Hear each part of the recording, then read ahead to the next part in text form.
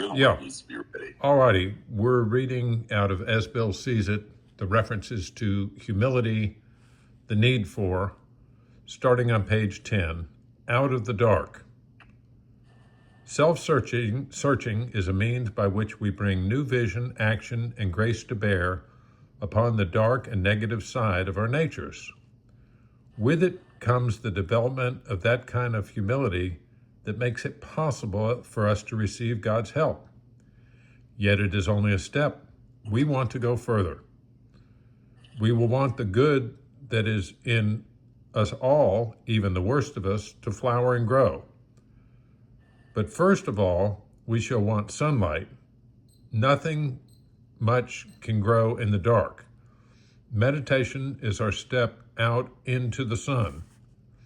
A clear light seems to fall upon us when we open our eyes. Since our blindness is caused by our own defects, we must first deeply realize what they are. Constructive meditation is the first requirement for each new step in our spiritual growth. Okay, page 36. 36. Humility first. We found many in AA who once thought, as we did, that humility was another name for weakness. It helped us to get down to our right size by their example. They showed us that humility and intellect could be compatible, provided we placed humility first. When we began to do that, we received the gift of faith, a faith which works.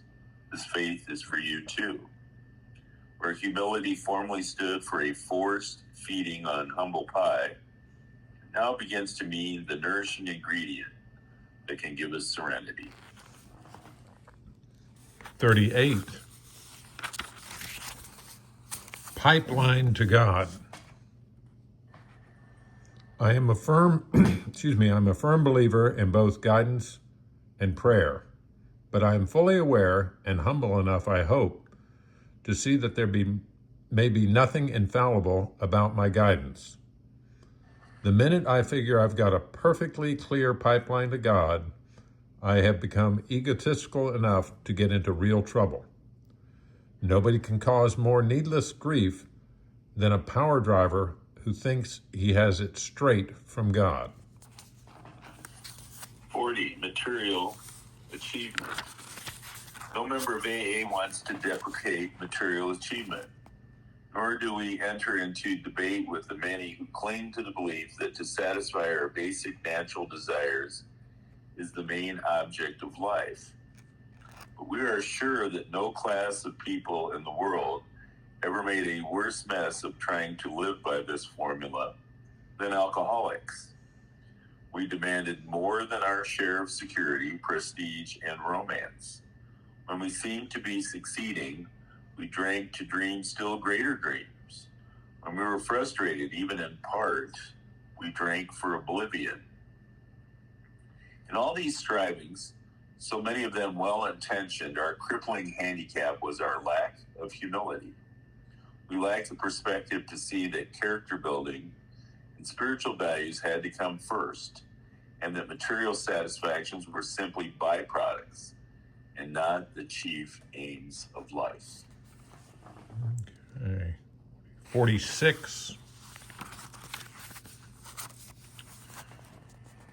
True ambition and faults. We had a much keener look at ourselves and those about us.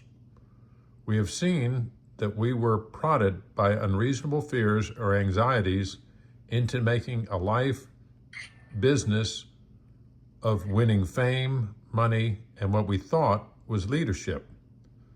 So false pride became the reverse side of that ruinous coin marked fear. We simply had to be number one people to cover up our deep-lying inferiorities. True ambition is not what we thought it was. True ambition is the profound desire to live usefully and walk humbly under the grace of God. Page 74, breach the walls of ego. People who are driven by pride of self unconsciously by pride of self, unconsciously blind themselves to their liabilities. Newcomers of this sort scarcely need comforting. The problem is to help them discover a chink in the walls their ego has built, through which the light of reason can shine. The attainment of greater humility is the foundation principle of each of AA's 12 steps. For without some degree of humility, no alcoholic can stay sober at all. Nearly all AAs have found, too, that unless they develop much more of this precious quality that may be required just for sobriety, they still haven't much chance of becoming truly happy. Without it, they cannot live to much useful purpose, or in adversity be able to summon the faith that can meet any emergency.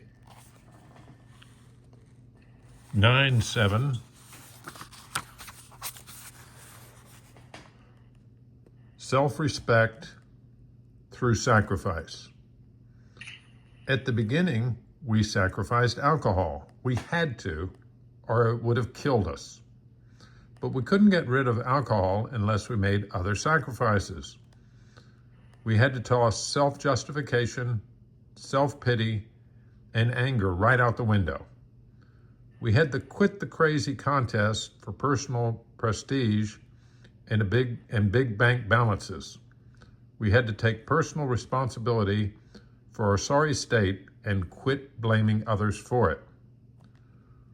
Were these sacrifices? Yes, they were. To gain enough humility and self-respect to stay alive at all, we had to give up on what had really been our dearest possession, our ambition and our illegitimate pride.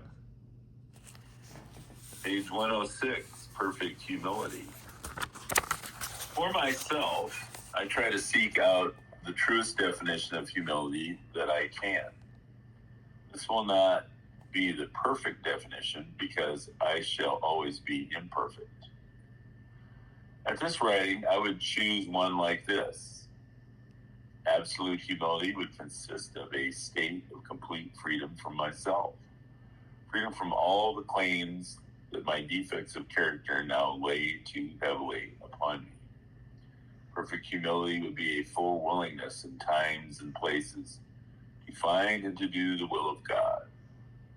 When I meditate upon such a vision, I need not be dismayed because I shall never attain it, nor need I swell with presumption that one of these days its virtues shall all be mine. Only need to dwell on the vision itself, letting it grow and evermore fill my heart. This done, I can compare with my last taken personal inventory, and I get a sane, healthy idea of where I stand on the highway of humility, highway to humility. I see that my journey toward God has scarce begun. As I thus get down to my right size and stature, my self-concern and importance become amusing. That's pretty good. 139.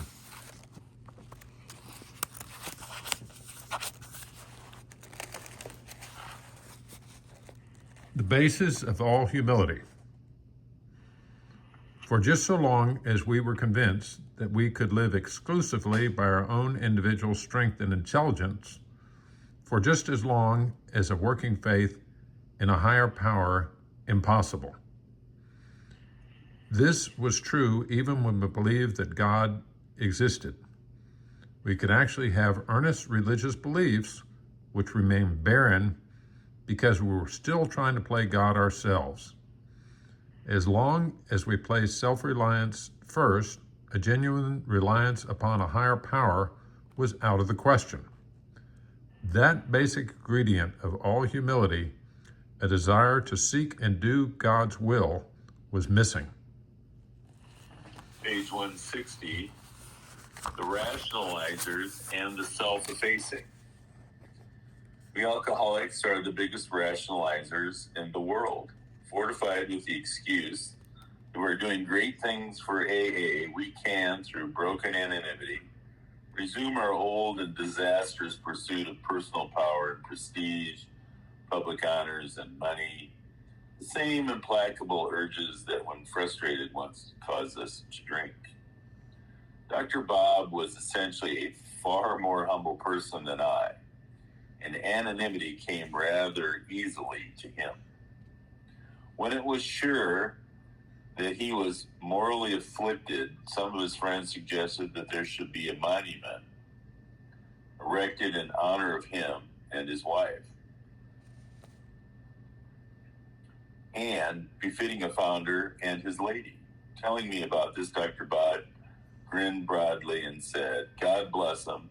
They mean well, but let's you and me get buried just like other folks." The Akron Cemetery, where Dr. Bob and Ann lie, the simple stone says, "Not a word about AA." This fine example of self-effacement is of more permanent worth to AA than any amount of public attention or any great monument. 168. Accepting God's gifts. Though many theologians hold that sudden spiritual experiences amount to a special distinction, if not a divine appointment of some sort, I question this view. Every human being, no matter what his attributes for good or evil, is a part of the divine spiritual economy. Therefore, each of us has his place, and I cannot see that God intends to exalt one over another. So it is necessary for all of us to accept whatever positive gifts we receive with deep humility, always bearing in mind that our negative attitudes were first necessary as a means of reducing us to a state that we would be ready for a gift of the positive ones via the conversion experience. Your own alcoholism and immense deflation that finally resulted are indeed the foundation upon which your spiritual experience rests. Page 199, arrogance and its opposite. A very tough-minded prospect was taken to his first AA meeting where two speakers, or maybe lecturers, themed their talks on God as I understand him. Their attitude oozed arrogance. In fact, the final speaker got far overboard on his personal theological convictions. Both were repeating my performance of years before. Implicit in everything they said was the same idea. Folks, listen to us. We have the only true brand of AA, and you'd better get it. The new prospect had said he had it. He'd had it. And he had. His sponsor protested that this wasn't real AA. But that it was too late. Nobody could touch him after that. I see humility for today as a safe and secure stance, midway between violent emotional extremes. It is a quiet place where I can keep enough perspective and enough balance to take my next small step up the clearly marked road that points toward eternal values. Okay. 212. Faith and action. Your prospect's religious education and training may be far superior to yours. In that case, he's going to wonder how you can add anything to what he already knows. But he will be curious to learn why his convictions have not worked and why yours seem to work so well. He may be an example of the truth that faith alone is insufficient. To be vital, faith must be accompanied by self-sacrifice and unselfish constructive action. Admit that he probably knows more about religion than you do, but remind him that, however deep his faith and knowledge, these quantities could not have served him very well, or he would not be asking your help. Dr. Bob did not need for his spiritual instruction. He already had more of that than I. What he did need when he first met was the deflation at depth and the understanding that only one drunk can give to another. What I needed was the humility of self-forgetfulness and the kinship with another human being of my own kind. Okay, 223. One fellowship, many faiths. As a society, we must never become so vain as to suppose that we are authors and inventors of a new religion. We will humbly reflect that every one of AA's principles has been borrowed from ancient sources. A minister in Thailand wrote, "We took AA's 12 steps to the largest Buddhist monastery in this province. The head priest said, 'Why, these steps are fine. For us as Buddhists, it might be slightly more acceptable if you had inserted the word good in your steps instead of God. Nevertheless, you say that it is God as you understand him, and that must certainly include the good. Yes, AA's 12 steps will surely be accepted by the Buddhists around here.' St. Louis old-timers recall how Father Edward Dowling helped start their group. Turned out to be largely Protestant, but this fazed him not one bit. And not a bit. 226. Humility for the fellowship too. We of AA sometimes brag of the virtues of our fellowship. Let us remember that few of these actually earn virtues. I got to reread that. Let us remember that few of these are actually earned virtues. We were forced into them to begin with by the cruel lash of alcoholism. We finally adopted them not because we wished to, but because we had to. Then, as time confirmed the seeming rightness of our basic principles, we began to conform because it was right to do so. Some of us, notably myself, conformed even then with reluctance. But at last, we came to a point where we stood willing to conform gladly to the principles which experience, under the grace of God, had taught us. 244, toward maturity. Many oldsters who have put our AA booze cure to severe but successful tests still find they often lack emotional sobriety. To attain this, we must develop real maturity and balance, which is to say, humility, in our relations with ourselves, with our fellows, and with God. Let AA never be a closed corporation. Let us never deny our experience for whatever it may be worth to the world around us. Let our individual members heed the call to every field of human endeavor. Let them carry the experience and spirit of AA into all these affairs, for whatever good they may accomplish. For not only has God saved us from alcoholism, the world has received us back into its citizenship. 271. AA in 2 words. All AA's progress can be reckoned in terms of just 2 words: humility and responsibility. Our whole spiritual development can be accurately measured by our degree of adherence to these magnificent standards. Ever deepening humility, accepted by an ever greater willingness to accept and to act upon clear-cut obligations. These are true are touchstones for growth in the life of the Spirit. They hold us up to the very essence of right being and right doing. It is by them that we're enabled to find and to do God's will. 304, single purpose.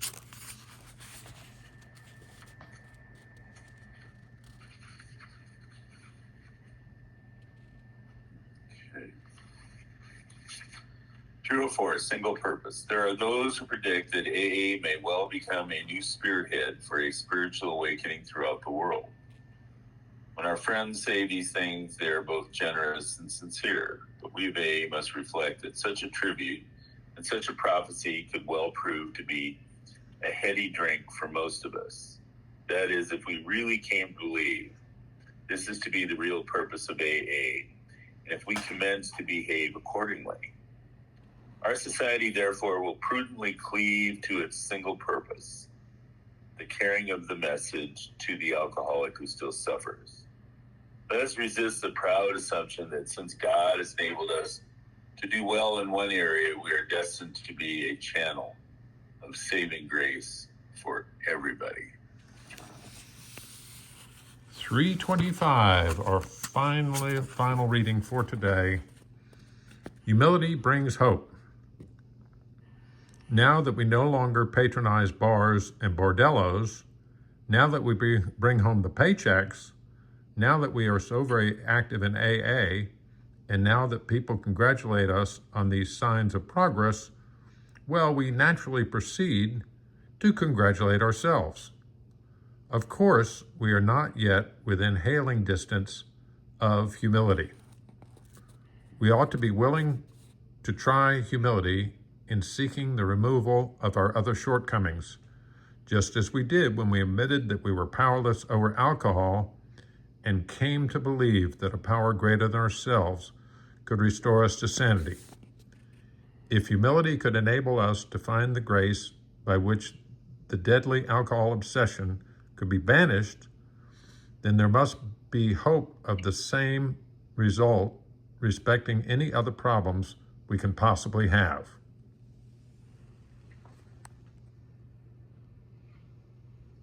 Okay.